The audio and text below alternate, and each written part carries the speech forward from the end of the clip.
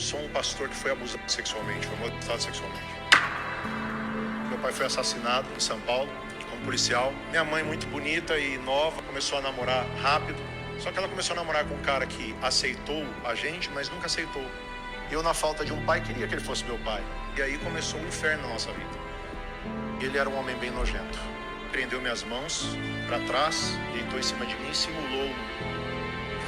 Uma vez ele chamou uma prostituta para ela tirar nossa virgindade. Era a brincadeira dele mostrar o tamanho do nosso órgão para as meninas. Se masturbava no banho, mostrando para mim, me olhando, fazendo coisas assim. E a defraudação sexual é uma defraudação espiritual. Todas as vezes que uma pessoa é dada ou abusada sexualmente, ela sofre um estupro na sua alma, de maneira que pode atrapalhar o seu espírito de ter intimidade com o Espírito Santo de Deus. E durante muito tempo eu tive isso. Olha só, eu quero que você se atenha a essa palavra. Não leve isto a sério. Aminon fez mal a você? Não conte isso a ninguém, minha irmã. Afinal de contas, ele é seu meio-irmão. Não leve isso muito a sério. Assim, Tamar ficou vivendo triste e sozinha na casa de Absalão. Ele te estuprou, te bateu, te forçou, acabou com sua vida, mas não leva a sério. Fala, povo de Deus, a paz do Senhor Jesus Cristo. Antes de começar esse vídeo, deixa sua curtida, compartilha e me ajuda no crescimento das minhas redes sociais.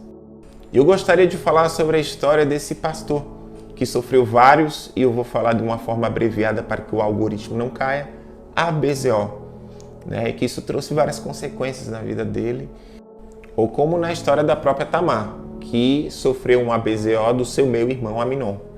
E como que isso reflete nos dias de hoje? Porque Tamar teve uma vida muito triste emocionalmente, porque ela foi até impedida de falar sobre isso. E é isso que me chama a atenção para os dias de hoje e me faz refletir até com a minha própria história. Aos 11 anos, eu sofri uma tentativa de ABZO numa piscina, no clube aquático, por um homem, aparentemente de uns 30 anos. E eu lembro quando ele me tocou indevidamente no meu órgão genital, 2 vezes, eu fiquei com muito medo. Eu saí, uma criança de 11 anos, eu saí da piscina, sentei no banco lá, fiquei com medo, a minha mente ficou a mil e eu fiquei com medo de falar para os meus pais. Com medo de falar para o meu pai, de repente ele brigar com a minha mãe, ou minha mãe não sabia o que iria fazer. E eu guardei essa história para mim. Como assim, Tamar? Infelizmente ela não pôde falar sobre isso e isso gera um conflito interno terrível. E trouxe várias consequências, como na vida de Tamar e como na minha vida também eu sofri. E vou citar alguns aqui para vocês. Por meio desse abuso que eu sofri, eu comecei a consumir pornografia. E pornografia traz várias consequências emocionais, crise de ansiedade, depressão, por você almejar algo que você não pode ter. Imagina eu, uma criança de 11 anos,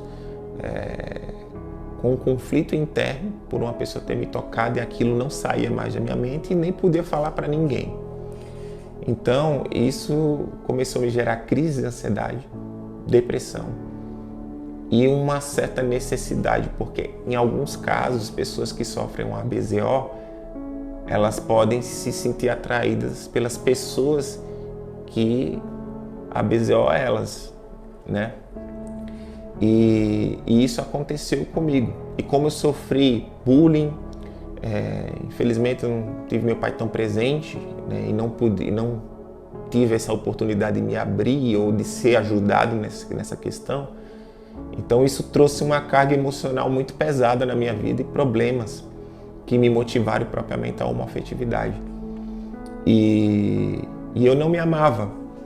Por quê? Porque eu sofri esse ABZO. Depois de entrar na vida homoafetiva também, eu tive relacionamentos muito conturbados, experiências muito pesadas, e eu comecei a não ter mais amor comigo mesmo, a ponto de viver nas baladas, usando coisas ilícitas, buscando experiências sexuais que me afundavam cada vez mais numa corrupção, num desejo, numa profundidade de viver coisas mais intensas, que eu nunca ficava satisfeito. buscando algo que nem eu sabia o que eu buscava. Comecei a beber muito, né, e começou a afetar um pouco minha saúde. E eu não tinha amor comigo mesmo. Eu me doava tudo isso e no fim eu chegava em casa e entrava numa depressão profunda. Porque desde pequeno eu nunca tive alguém que me apoiasse, conversasse, ou me desse atenção, ou me ajudasse a lidar com os meus problemas ou conflitos. E pelo contrário, eu era muito julgado, muito debochado, sofria muito bullying na época da escola, né? E eu sempre, tudo que eu fazia nunca era bom para as pessoas. Então isso acabou me retraindo ao ponto de eu guardar os meus conflitos e buscar uma válvula de escape. E que essa válvula de escape acabou se tornando esses relacionamentos compulsivos, pornografia, noitada, drogas, bebedeira, e eu estava me autodestruindo. Só que nesse meio tempo eu tive um encontro com Jesus em 2018, nasci de novo e literalmente houve uma libertação e uma cura interior nesse sentido desses conflitos ao qual eu vivi. E pela graça de Deus já tem 5 anos que eu renunciei a todas essas questões que eram uma prisão para mim, e hoje eu vivo uma liberdade sem precisar de viver nada disso. E hoje prego o Evangelho, dou meu testemunho, né, e levo essa esperança de liberdade a muitas pessoas que se sentem presas, tanto em questões de conflitos de ABZO, pessoas que estão na homossexualidade e que sofrem por esses quesitos de pornografia, de dependência emocional e outras questões a mais. Porque sim, na pessoa de Cristo conseguimos viver essa liberdade. Por isso que João 8,36 disse: se pois o Filho vos libertar, verdadeiramente sereis livres. Jesus é o único capaz de trazer a verdadeira paz que vos excede todo entendimento para a gente. Não é o mundo, não é as coisas do mundo que são passageiras, que satisfaz apenas um momento. Jesus é o único que traz a fonte de água viva e que a gente se sente satisfeito todo o tempo. E esse assunto precisa ser mais abordado, levar a libertação a essas pessoas que estão vivendo esses cativos, essas prisões. Por isso que em Tiago 5,16 diz: confessais os vossos pecados para que possam ser gerado cura. A oração do justo tem muitos seus efeitos. E em algumas tradições, culpas, né? Então, infelizmente, até esses abusos que sofremos, às vezes motivado por outras pessoas, precisa ser confessado.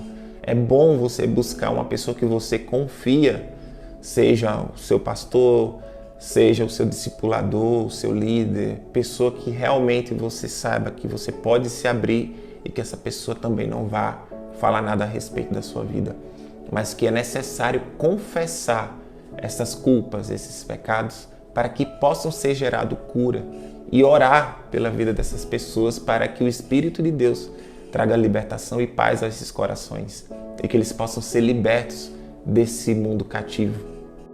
Por isso que se você se encontra nessa situação hoje, se você sofreu um abuso ou qualquer outra consequência que está trazendo essa prisão na sua vida, busque ao Senhor Jesus, porque Ele é o único capaz de mudar a situação da sua vida, de trazer paz à sua vida e verdade, e trazer propriamente essa liberdade que provém dele. Então, busque ajuda e que o Senhor Jesus te abençoe.